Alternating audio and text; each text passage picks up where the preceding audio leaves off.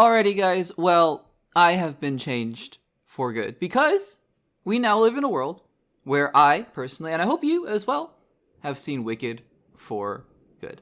And I hope you guys have been changed for good as well, because we are here to talk today about the second and final movie in the Wicked duology, duet, I don't know what you want to call it, two-part epic, whatever you want to use to describe it. We are here to talk about Wicked for good, aka Wicked Part 2, aka Wicked 2, all of that good stuff. So this is going to be a non-spoiler and spoiler review. So the first chunk of it, and I will very, very clearly delineate when the spoilers begin, so if you are listening for non-spoilers, no worries, just make sure to listen until you hear the spoiler warning very clearly, and then hop off and come back once you have, and then we will dive into some spoilers at the very end of this segment. So Wicked for good. Wicked for good. Well, just to back up a little bit here, I mean, this has probably been my most anticipated movie of the year. I remember the first time I saw Wicked Part 1, just a year ago, actually, no, not even a couple years ago. This movie is recent enough that we have been reviewing, we have been doing daily uploads on the Access Blockbusters YouTube channel, and we did a review for Wicked Part 1. So, it came out just a year ago, and I hadn't seen the Broadway play. I didn't know hardly anything about it, other than obviously just it's part of the Wicked, or part of the Wizard of Oz universe, and it's sort of a prequel / reimagining of that story, all of that good stuff. So, I mean, I knew some things, but I didn't really know anything. And I went into that movie, into Wicked Part 1, pretty cold. And I remember, I just have such a distinct sense memory of my experience watching that movie, especially the end of the whole Defying Gravity section. That movie is, and it's not the same. It's not the same as your Spider-Man No Way Homes, where Tobey and Andrew show up and everyone starts clapping. And it's not the same as Avengers Endgame when everyone steps out of the portal. It's not that kind of theater experience, but truly, Wicked Part 1 was one of the most visceral and memorable and one of the best theater experiences I have had ever watching a movie. I couldn't believe how unbelievably emotional and transcendent that movie was. It surprised me. It stunned me. It shocked me. And I like musicals. I like movie musicals a lot. But it floored me. So, needless to say, I had pretty high expectations for Wicked Part 2. But, I think just based on the fact that the second movie, I mean, it's the same cast, same crew, same everything. It seems like, again, not knowing anything about the story of what happens in Wicked Part 2 other than what I saw in the trailers, which we'll talk about in just a second. I just had faith in John Chu and Cynthia Erivo and Ariana Grande to just pull off a great second half, great second part.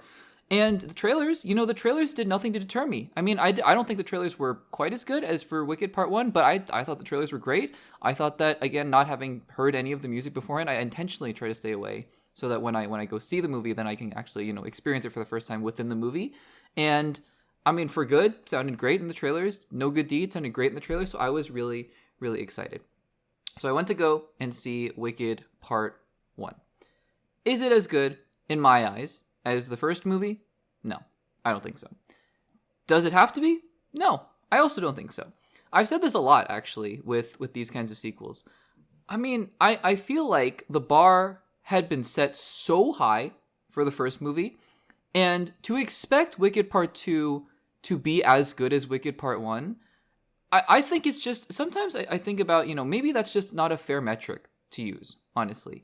Because I think that, to go into a movie and be disappointed that it's not as good as one of my favorite movies of all time or of the recent past, and to devoid of myself of all enjoyment of the movie just because it didn't live up to that, I don't think that's fair. I liked Wicked Part 2. I did. I think that the flaws in Wicked Part 2, from my eyes, are a little more apparent and a little more clear, and we'll talk about those in just a little bit, than in Wicked Part 1, which I just think flowed so beautifully and so well. And I do think Wicked Part 2 is a little bit of a bumpier ride. It's hard to look at Wicked Part 2 because it's an interesting thing, right? When you make two-part movies, and I'm going to call them two-part movies because a lot of these movies that are split into two are basically one giant story. And it's interesting because I've found that for most of these two-part movies, they get one. Well, I mean, some of them don't get either part well. They don't do either part particularly well. But for a lot of these recent two-part movies that I've been seeing, they do either the first movie really well or the second movie really well, but the other one ends up feeling really incomplete. And I was so impressed by Wicked Part 1 because it felt so complete, and yet I understood why it was just Part 1. I mean, that's amazing, right? So I was heading into Part 2 thinking, okay, can Part 2 do the same? And I think what was interesting about just as Wicked Part 2 was unfolding, it almost felt like, oh, this is not the start of a new movie. This is not the start of a new story. This is more of a welcome back from intermission. And I actually noticed throughout the beginning of Wicked Part 2, I think towards the end, it sort of felt, and I'm not saying this in a derogatory way, what I'm about to say, but I think towards the end, it felt a little more cinematic and it felt a little bit more movie-like. But towards the beginning, I was watching Wicked Part 2 and thinking, this feels much more like Broadway. This feels much more like a stage musical than the first movie did, which is interesting. And I don't know. Again, I don't know how much of it is part of being a direct adaptation from the Broadway musical, and they just had to take things from the Broadway musical and bring them here. I don't know. But the first bit of Wicked for Good felt a lot more like Broadway. It's kind of hard to quantify what that means, but it really did feel more like, hey, welcome back from intermission, and that's all well and good because that is what happens I'm presuming in the Broadway show. I haven't seen the Broadway show, but obviously you define gravity, intermission, and then you come back, right? So I'm assuming that that's what's happening. But in the context of watching this movie as a complete 2-hour experience, it was, I will admit, the first chunk of the movie, it's not an insignificant amount. The first chunk of the movie, I don't know if it was the first hour, first 45 minutes, it was a little bit all over the place in my eyes. I think there were a lot of interesting things that were being discussed within the first hour. If the first movie was about, ostracization or othering or, not accepting people and discrimination and things like that, I at least thematically, right? I think that's sort of what the first movie was about. This movie takes some pretty big thematic swings. And I think this movie wants to talk about things like propaganda, like truth and covering up the truth, and what leads good people to do bad things and things like that. This movie wants to tackle a lot of those themes, and I think those are very, very valuable themes. It's just that I think a lot of the actual action of the first hour kind of felt like it was bobbing and weaving rather than moving in a very straight line. So it took me a little while, admittedly, to get very locked into the story. Ariana Grande and Cynthia Erivo are amazing, as always. They are I can't, there are no words, there are too many words, there are no words to describe how great they are in the role. They're amazing as well. Jonathan Bailey is great. Jeff Goldblum fits the role that he has to play very well. Michelle Yeoh is really good. Everybody in the cast is great. All the things you loved about Wicked Part 1, in general, the technical elements, the visual style, the sound effects, the costumes, all of that stuff is still there, and it is still just as good as ever.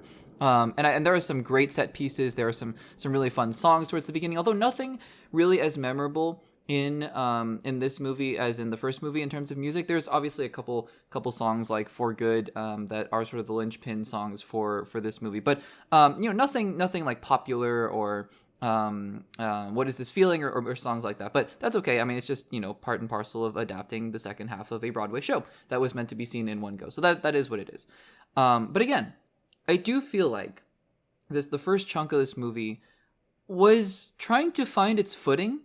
And I don't know if it would change my experience at all if I watched them back to back, but the first half felt less of, oh, we're starting another chapter in this story, and more of, oh, we're trying to pick up the pieces from the last story and kind of go somewhere. And then, for those of you who know the musical, you might know what I'm alluding to here. For those of you who have even seen the trailers, you might know what I'm alluding to here. But I think the story also felt burdened, and I'm sure the musical as well, to do a couple things to tie up some story threads as well as the movie was going along, that I think at certain points felt a little forced, in my opinion. And maybe that's just me knowing what I know about, Wicked and The Wizard of Oz and things like that. But it felt a little bit forced, I would think. So there's that. It sounds like, though, so if you've been listening to the review thus far, it sounds like I didn't have such a good time. I said at the beginning, I like this movie. Why did I like this movie?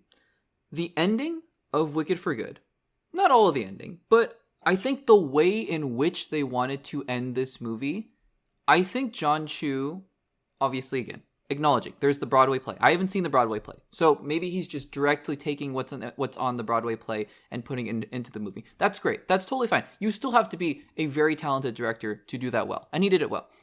Because it was clear to me that the first hour-ish, hour and a half-ish of this movie was, like hour plus of the movie, was kind of going somewhere and was wanting to talk about bigger themes and things like that. But just the plot was meandering a little bit.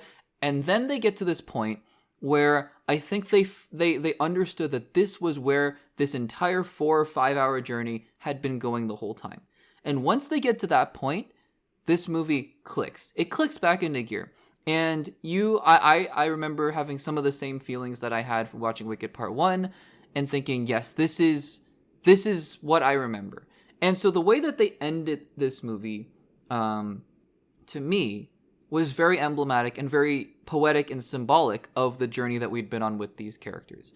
I think that the ending of Wicked for Good understood the assignment, understood where these characters had been, who they had been, where they had been going, and what had been important for us in this journey to witness as we watched these characters grow. And it's kind of amazing to see where these characters end up as this 5 hour epic kind of concludes and wraps up here. So for that reason, right, it's hard because, again, I want to look at Wicked Part 2, Wicked for Good, as its own 2 hour movie. But the movie, it almost doesn't want you to do that in an interesting way, which, again, I'm not saying is a good or a bad thing. I would much prefer if Wicked for Good was just a very complete 2 hour movie, or it felt like a very complete 2 hour movie. I don't know that it does. Again, I think the beginning feels very much like, hey, welcome back from intermission. We're coming back. But I will say that the way that it closes everything out here feels so right and so appropriate and leaves you feeling happy. I walked out of the movie and I said, it makes me feel happy that I got to see all of this come to fruition from beginning of last November to now, this November, seeing all of that come to fruition. So I think, you may not like Wicked for Good as much as you like Wicked Part 1. I don't. That's okay. I don't think, again, the lofty standards that the first movie set, I don't think Wicked Part 2 needed to hit those standards to be an entertaining movie in my eyes. It took some big swings. It really did. And I just think that it kind of lost its footing, especially towards the beginning. But by the time it ended, I was like, no, this is a story. These are characters. This is a world that I have been so glad to have been wrapped up in for the last year. So that's my overall thought. Those are my overall thoughts on Wicked for Good. Now we're going to transition into the spoiler discussion. So if you have not seen Wicked for Good, no worries. Just make sure to save this segment, save the podcast for later, and come back once you have. Let's dive in to spoilers. So the thing I was referring to earlier about loose ends is The Wizard of Oz, because I get it, right? And I understand that at a certain point here, Wicked being what it is, that Wicked had to tie itself back to The Wizard of Oz. I think some of it felt a little forced, though, in the context of the story. Because I think the first movie had the freedom to be what it was, just Wicked, right? In the world of The Wizard of Oz, and setting up events that would, of course, overlap with The Wizard of Oz. But I feel like this movie in particular kind of felt burdened to... it felt very origin story in certain places, like, oh, there's the Tin Man. Oh, there's the Scarecrow. Oh, there's the Cowardly Lion. And it's like, I get it. I got it. And, oh, look, it's Ness's death. The tongue twisters. Wicked Witch of the East. She dies, and the Slippers. And also, on the side, Elphaba and Glinda are having a fight. So I feel like the movie just, it didn't, it kind of felt obligated to do that, if that makes sense. And again, Broadway play probably did the same. I have to acknowledge that every single time. But still, as just somebody who's watching the movie, I kind of felt that throughout. A couple other things. So the beginning of the movie, right, it just feels like things were just happening, I was a little confused. I don't know if someone can explain this to me in the comments. Of Elphaba shows up at Oz, and she has the wizard in a cage. And then she just leaves? I get that, maybe she didn't want to kill him or anything, but I mean, the whole movie could have kind of ended right there and then, but she just decides to leave, and then the rest of the movie happens. That was another kind of weird thing. again, I just think that a lot of things in this first chunk of the movie are just sort of happening, right? Of course, you're invested in the Fiyero and Elphaba romance, but that's not really set up in this movie. It was set up a little bit, a decent bit, I guess, in the last movie. But in this movie, it's just sort of like, hey, Fiero's like, I'm gonna join you. That's it. I'm in love. And it's like, okay, well, I guess part one, part one for backstory on all of this, which again, kind of goes to that whole, I do feel like this movie just felt a little more incomplete than the first movie. And yeah, I mean, like even the encounter with Elphaba and Nessa and Bach, it just felt like, oh, Tin Man. That's how we got the Tin Man. That's how Nessa kind of turned, not evil, but just, sort of turned away from Elphaba. Like all those kinds of things. So, there's that. But again, I mean, of course, I was referring to For Good. And the way that they wrap up Elphaba and Glinda's story together, it's a beautiful thing. I teared up at the end. It's a beautiful thing to see those two characters and where they're intertwining, where their stories go, and how they meet each other, where they meet each other at the beginning of Wicked Part 1, and how they get to where they get to at the end and saying goodbye. And I love, Elphaba's like, Glinda, you can be good, right? I think that's a beautiful thing to witness and to see, to see happen. Again, I don't think the music was particularly standout other than For Good and probably No Good Deed. For Good is great. It's amazing. It's awesome. It's such a good song. But yeah, I mean, I won't lie. I teared up at the end of that or during that song as well. I actually I thought Elphaba was just going to die because it's in the Wizard of Oz, canon or lore. Or I don't know what you want to call that. But yeah, I mean, the Wicked Witch of the West dies. So I thought, okay, Elphaba's dead. And then we kind of wrap up with Glinda. But shocker, she's alive. Because the whole, actually, this is the last thing I'll say. Kind of a goofy note to wrap up here on. But the whole movie, as Fiyero kind of disappears and Elphaba turns him into a scarecrow, I was like, oh yeah. So he's gonna join the rest of the group. And I was thinking, well, how are they gonna explain that? Because he obviously knows who Elphaba is. So why is he going along with these people, to see the wizard? Like he knows everything, right? What's going on there? And then he never shows up. And I was like, well, that's a glaring plot hole. Are they just gonna like? My thought was, right, because I think so. Cowardly Lion needs courage. Tin Man needs a heart, and I think Scarecrow needs a brain. Am I wrong? So I was like, maybe something in the spell went wrong, and he forgot everything, and they just don't want to talk about it. And then he shows up at the end, and then Elphaba's alive. So those were things that I was like, oh, didn't expect that. That was interesting. So, anyways, kind of a goofy note to end this review on, but it was just something that I remembered and caught my attention. So, anyways, guys, Wicked for Good. Look, I mean, Wicked Part 1, like I said at the beginning, was just something of a transcendent theater experience for me. I will never forget that. And I will watch that movie and I will cherish that movie. And what I love about that movie is, I think I will eventually do a back-to-back Wicked and Wicked for Good watch at some point because I think it'll be fun. But I think also because I just love Wicked Part 1 so much. And I what I love about it is that it's a complete movie in my eyes. I would have no qualms with just watching Wicked Part 1 and then just being done with it. At least for in one sitting, because it's complete to me. Wicked for Good doesn't feel the same in my eyes, but I'm really glad I saw it, and I'm really happy to see how the story wrapped up. So guys, I'm assuming if you're still here, you've seen Wicked for Good. What did you guys think about it? What did you enjoy the first one more, the second one more, or do you just consider them one big movie? Let me know what you thought about it in the comments down below.